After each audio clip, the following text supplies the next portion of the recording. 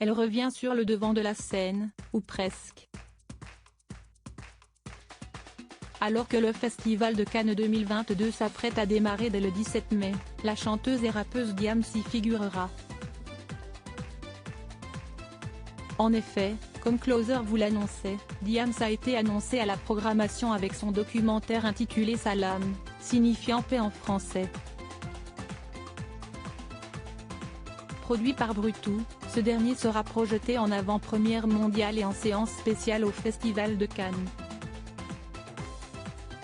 Mais alors, que va-t-il raconter ? Eh bien 10 ans après avoir annoncé la fin de sa carrière pour se consacrer à sa vie de famille et à la religion, Diams va revenir sur les faits marquants de son parcours. D'ailleurs, sur Instagram, elle a expliqué pourquoi elle a accepté de confier son histoire aux réalisatrices Ouda Benyamina, Divine, et Anne Cissé, après avoir refusé des sollicitations pendant des années. J'avais comme le sentiment que l'on me demandait de donner les clés de ma vie pour que d'autres puissent en faire un film.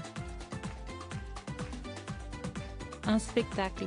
Ma dépression, mes souffrances, ma quête, ma reconnaissance, un film ?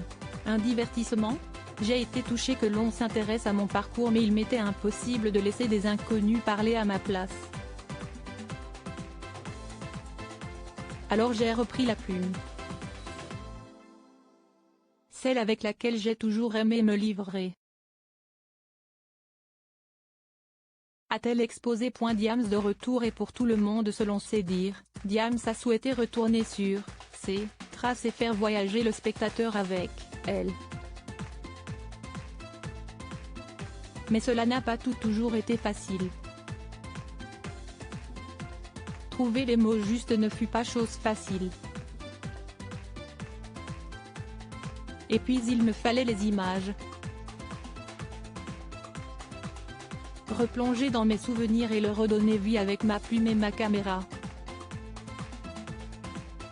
Retrouver ma mémoire dans les lieux qui m'ont marqué, retrouver les gens qui m'ont tant apporté et qui m'ont aidé à me construire. A ajouté la chanteuse et rappeuse. Finalement, elle estime que chacun pourra se reconnaître en Salam, s'y estie un récit humain, et une quête qui peut faire écho à l'histoire de tant de gens qui se demandent comment trouver la paix intérieure alors qu'ils se sont perdus dans le labyrinthe de la vie. Loading widget.